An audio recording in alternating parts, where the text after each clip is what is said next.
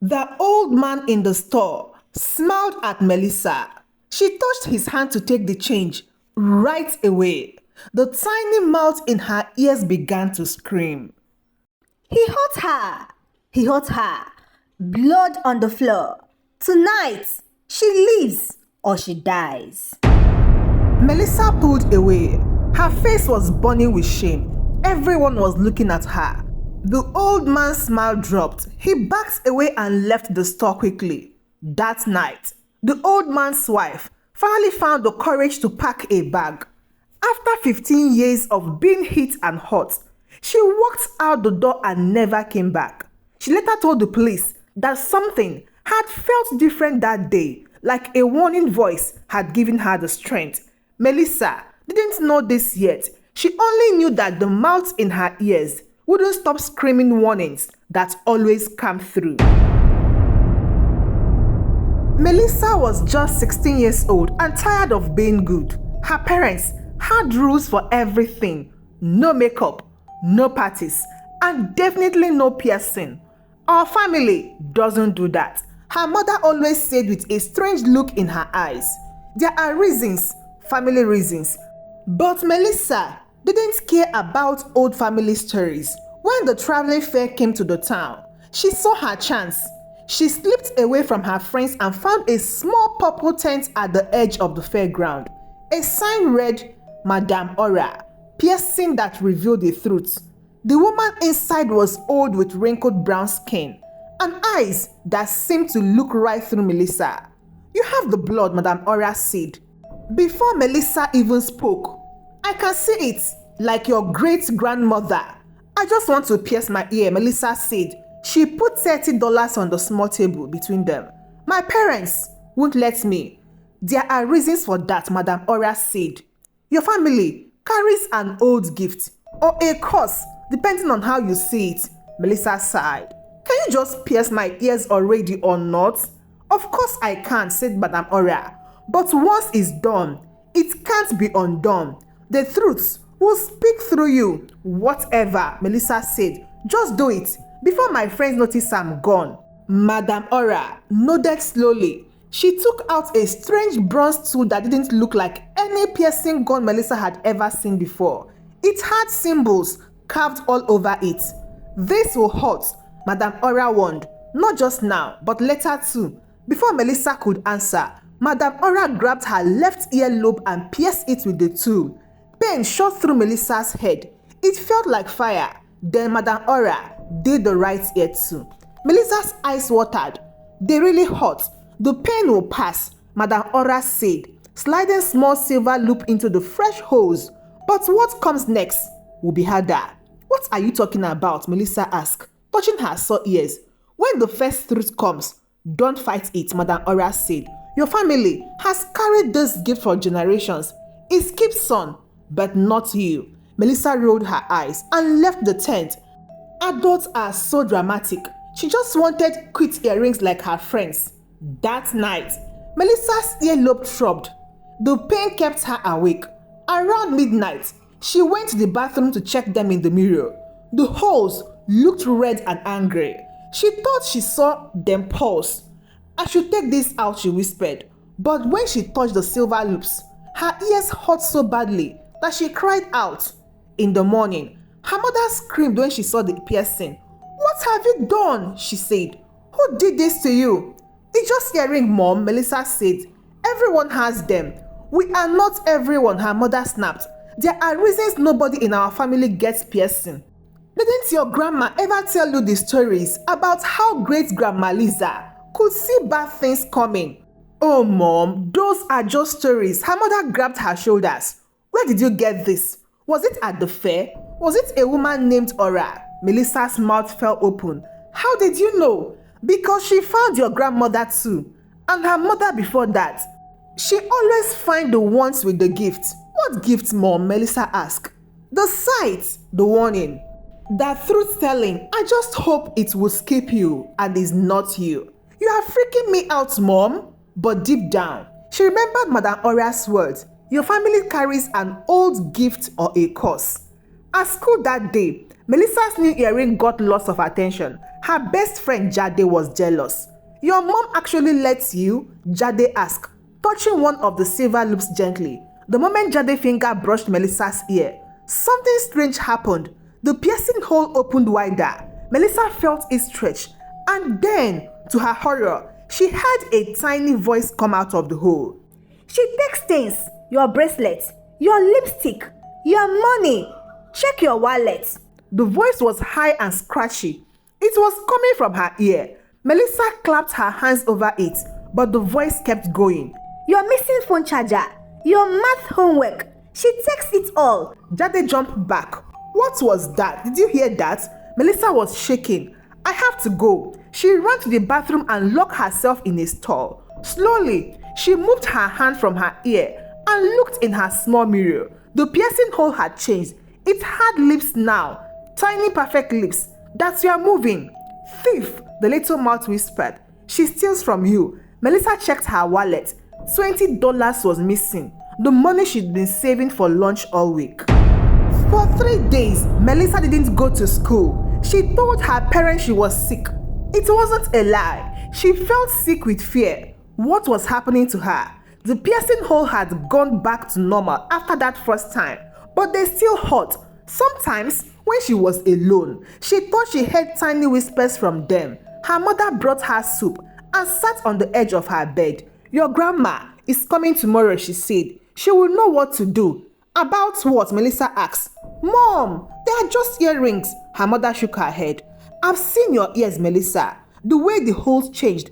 Just like the stories about great-grandma Lisa." "You've seen them change?" Melissa whispered. "Yes, when you were sleeping." Melissa pulled the blanket over her head. "This couldn't be happening, Mom."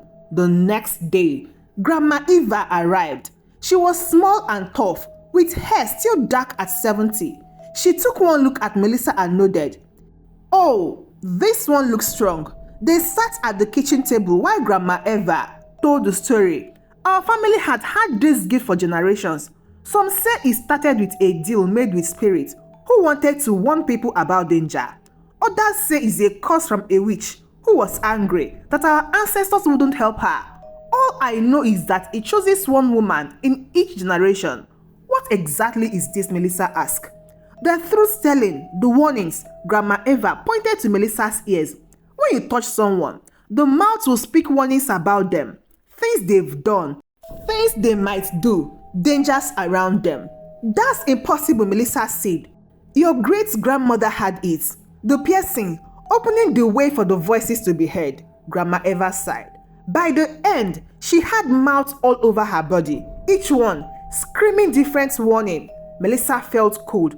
"How do I stop it?" "You don't," Grandma Eva said simply. "You learn to live with it, to use it wisely." "I can't go back to school like this," Melissa cried. "You must," Grandma said. "The gift chose you for a reason." That night, Melissa couldn't sleep. She kept touching her ears, feeling the small silver loop, just metal, just hole in her ears. That's all they were. But deep down, she knew better. The next day, she returned to school. Everyone stared at her. Rumors had spread about her freaking out, about voices coming from her ears. Some kids laughed, others stayed away. Jade approached her at lunch. "Are you okay? You've been acting weird." "I'm fine," Melissa lied. She was careful not to let Jade touch her. But after school, as she walked home, a boy from her class ran up behind her. "Hey, Melissa, wait up." It was Thomas, a quiet boy who sat beside her in English. Before she could stop him, he touched her arms. Immediately, the mouth in her ears opened and began to scream. His sister, alone in the bathtub. "Water too high. Go now, go now." Thomas stepped back, eyes wide. What was that? Melissa grabbed his shoulders. "Your sister, is she home alone?" "Yeah, my mom is at work until 6 and..." Call her now, something is wrong." Maybe it was the panic in Melissa's voice. Maybe it was the strange sound he heard. But Thomas pulled out his phone and called home. No answer. He called his little sister's phone. No answer. "I live 3 blocks away," he said. Already running, Melissa ran with him. They burst into Thomas' house and ran upstairs. The bathroom door was locked. They could hear water running. Lily! Thomas pounded on the door. Lily! No answer. Thomas broke the door open with his shoulder. Inside, his 7-year-old sister was underwater in the bathtub. She had slipped and hit her head. The water was still running, almost overflowing. Thomas pulled her out. She wasn't breathing. Do CPR, Melissa shouted, remembering her health class. Thomas did compression while Melissa called 911. After what felt like forever, Lily coughed up water and started breathing. Later, at the hospital, Thomas couldn't stop thanking Melissa. How did you know, he asked. What was the voice? Melissa looked away. I just had a feeling. But she now knew the mouths were real and they saved Lily's life. Word spread quickly through the small town. Melissa had somehow known Lily was in danger. Some people said it was just luck. Others said Melissa was psychic. But a few people who had been close enough that day had heard the strange voices. They watched Melissa with new eyes. Melissa tried to act normal. She wore her head down to cover her ears. She avoided touching anyone, but it was hard to hide. In class, her teacher, Mrs. Bennett, handed back tests. Their fingers brushed as Melissa took her paper. Husband lying, hotel receipt, lipstick not yours, look in his car. The voice from Melissa's ear was loud enough that several students heard it. Mrs. Bennett went pale. What was that? She whispered. Melissa ran out of the classroom humiliated. But the very next day, Mrs. Bennett was absent. When she returned a week later, she wasn't wearing her wedding ring anymore. People began to notice a pattern. When Melissa touched someone, her ears seemed to whisper secrets, and those secrets always turned out to be true. Some began to avoid her completely, others sought her out. Mr. Grayson, the school principal, called her into his office. Melissa, he said, there are rumors about you, disturbing rumors. I'm not doing anything wrong, sir, she said quietly. Students say you are telling fortunes, spreading gossip about people's private lives. He leaned forward.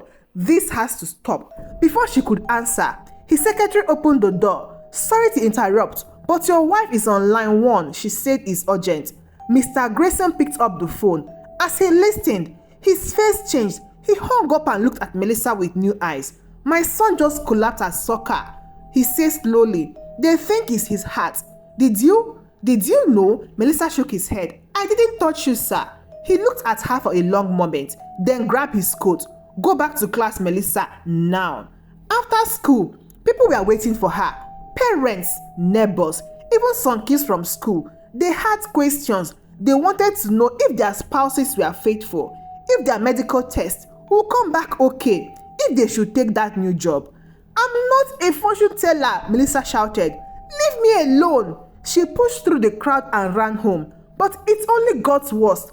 People began showing up at her house, leaving notes, calling on the phone. Her parents were worried. Maybe you should stay with Grandma Eva for a while, her mother suggested. But Melissa was tired of running. That night, she looked in the mirror and really studied her ears. The silver loop glinted in the bathroom light. The holes looked normal now, just small round opening. But she knew better. What do you want from me? She whispered to her reflection. As if in answer, both piercing hole widened slightly. Two tiny mouths formed and spoke in unison. Truth, they whispered. Only truth. The next day at school, Melissa wore her hair up, earring clearly visible. She didn't hide anymore. When people stared at her, she stayed back. At lunch, a group of popular girls called her over. Is it true? Asked Brianna, their leader. Can your ears really tell secrets? They are not my secret to tell, Melissa said. Prove it, Brianna challenged. Tell me something about myself. Before Melissa could answer, Jade appeared beside her. Leave her alone, Brianna. Brianna smirked. What's wrong? Afraid your freak friend will tell everyone your secrets. She's not a freak, Jade said. But she didn't meet Melissa's eyes. Brianna reached out and touched Melissa's ear. Come on, little mouth. Talk to me. Nothing happened. You see? It's all fake, Brianna laughed. Melissa stood up. It only works if I touch you. The cafeteria went quiet. Everyone was watching. Fine, Brianna held out her hand. Touch me then. Melissa hesitated. Then she reached out and placed her fingers on Brianna's wrist. Immediately, the mouth opened and began to shriek. Pills from mother's cabinet. Too many. Stomach pumped last month. Wants to do it again tonight. Brenna yanked her hands away. Her face was white as pepper. Shut up! Shut up, you little freak! Is it true? Melissa asked quietly. Tears filled Brenna's eyes. She turned and ran from the cafeteria. After school, Melissa found a note in her locker. It was from Brenna. How did you know? I never told anyone, not even my parents know why I really went to the hospital. They think it was food poisoning. Please don't tell anyone, please. Melissa found Brenna sitting alone behind the gym. I won't tell, Melissa promised. But you need help. I can't tell my parents, Brenna whispered. They expected me to be perfect. The voices don't lie, Melissa said. But they don't just tell bad things. They want us so we can change things. That evening, Melissa went with Brenna to talk to the school counselor. It was a start. Words pressed even faster after that. Melissa's ear had saved Thomas' sister. They had revealed Mrs. Bennett's cheating husband. And now they had exposed Brianna's secret pain and maybe saved her life. People began to wonder, what else could those tiny mouths reveal? The whole town had never seen anything like Melissa before. Some people called her blessed, others called her cursed. Everyone had an opinion. The local newspaper ran a story. Teen girl claimed to hear warning voices. Reporters from bigger cities started calling. A video someone took of her ear speaking went viral online. Melissa's parents kept them all away. She's just a child, her father told the reporters camped outside their house. But Melissa was changing. She no longer tried to hide her gift. When the mouth spoke, she listened, and slowly she began to understand her power. Some warnings were small. A boy who would break his arm if he climbed that tree. A woman who left her stove on at home. Others were bigger. The man planning to rob the convenience store. The drunk driver who needed his keys taken away. Melissa started writing down the warnings in a journal. She noticed pattern. The mouth didn't just speak about danger. They revealed the truth. Things people were hiding even from themselves. One day, the mayor came to the house. He was a large man with a fake smile and cold eyes. Your daughter has a remarkable gift, he told Melissa's parents. The town could benefit from it. She's not a sideshow attraction, her mother said firmly. Of course not, the mayor said smoothly. But with proper guidance, she could help so many people. I have connections, scientists who would love to study her ability. Think of the possibilities. No, Melissa said from the doorway. No studies and no test. The mayor turned to her, still smiling. My dear, you don't understand what you have. This could make you famous, rich even. I understand enough, Melissa said. She walked forward and held out her hand. Touch me, Mayor Wilson. Let's hear what the mouth have to say about you. The mayor's smile vanished. He backed away. That won't be necessary. After he left, Melissa's father looked worried. The man has power in this town. Be very careful. But Melissa wasn't afraid anymore. The next day at school, she found a new confidence. People still stared, but now some came to her for help. After school, a black car was waiting outside. Two men in suits approached her. Melissa Parker, would like to talk to you about your unique ability. Who are you? She asked. We represent people who are very interested in what you can do, one man said. Important people. Government, she guessed. Let's just say we work with special cases, the other man said. People with unusual gifts like yours. Melissa stepped back. I need to go home. One man reached for her arms. This isn't a request, Melissa. As his finger closed around her wrist, the mouth in her ear screamed louder than ever before. Black room, others like her, thirst and pain, they will take and never return you. Several students heard the warning and stopped to watch. The men quickly let go of Melissa and returned to their car. We'll be in touch, one called as they drove away. That night, Melissa couldn't sleep. She kept thinking about the men, about the mayor, about all the people who wanted to use her gift. Her phone buzzed. It was a text from an unknown number. They are coming for you tonight. Run. Melissa woke her parents up. They didn't ask questions. They packed quickly and drove to Grandma Eva's house 2 towns over. Grandma Eva wasn't surprised to see them. It always happens, she said. Your great-grandmother had to run too. When the gift grows stronger, powerful people notice. What do they want? Melissa asked. Control, Grandma Eva says simply. A person who can reveal truth is dangerous to those who live by lies. That night, Melissa dreamed of her great-grandmother Lisa. In the dream, Lisa had mouths all over her body, her ears, her arms, her neck, all speaking at once. Listen to me, Grandma Lisa told her. Remember, my daughter, you control when to share what they say. This is your true power. Melissa woke with a new understanding. The gift wasn't just the ability to hear warnings, it was the wisdom to know what to do with them. For 2 weeks, they stayed with Grandma Eva. Melissa practiced with her gift. She learned that she could touch someone briefly and the mouse would whisper instead of shout. She learned that by focusing, she could sometimes choose which truths were revealed. But she also noticed changes in her body. The skin around her piercing was getting thinner, more transparent. Sometimes, even when she wasn't touching anyone, the mouse would whisper warning about people nearby. The gift was growing stronger. When they finally returned home, their house had been searched. Papers were missing. Melissa's journal was gone. They are watching us, her father said. One afternoon after school, Melissa was walking back home. The black car came back again. 4 men this time. They surrounded her. Come with us, Melissa. She tried to run. They grabbed her, but sunlight hit her earring. The mouth screamed so loud that glass shattered. Dogs barked. Blood dripped from the men's ear. They dropped to their knees. Melissa escaped. We need to leave town, her dad said. But before they could, police surrounded the house. The mayor stood on their lawn, holding a megaphone. Melissa Parker, for your own protection, you must come with us. Her parents begged them to stop, but the court has signed an order. They took her away. As they led her away, the mouse screamed again, but nobody listened. They took Melissa to a quiet white building on the edge of town. The sign outside said Millfield Research Center, but it looked newly painted, like they had something to hide. Inside, doctors waited. All of them wore earplugs. We just want to understand your condition, one of them said. It's not a condition, Melissa replied. It's a gift. They locked her in a plain white room with no windows, just a bed, a table, a camera in the corner. For 3 days, they ran tests, blood, brain scan, photographs of her ears from every angle. They brought in strangers and made her touch them. Some tests seemed harmless. Others made her feel like a tool. Touch this man, they say. Tell us his secret. Touch this politician. What do you hear? Melissa finally said, I won't be your weapon. On the 4th day, a tall man arrived.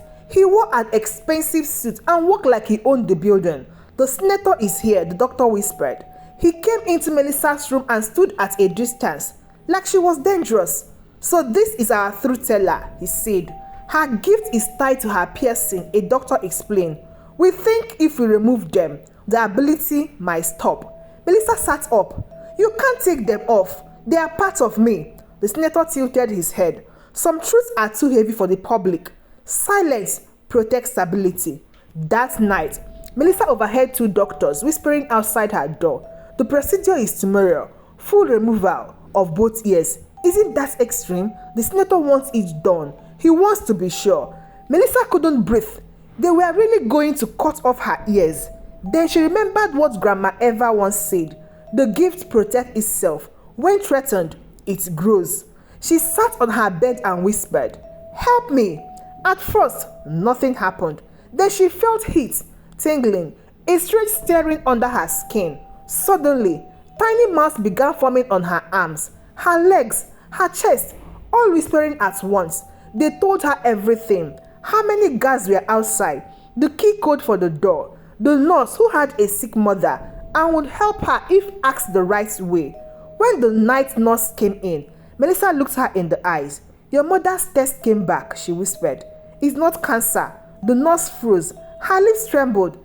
10 minutes later, Melissa walked out of the clinic wearing the nurse's clothes. She went straight to Thomas' house. His family let her in without question. They were going to cut off my ears, she said.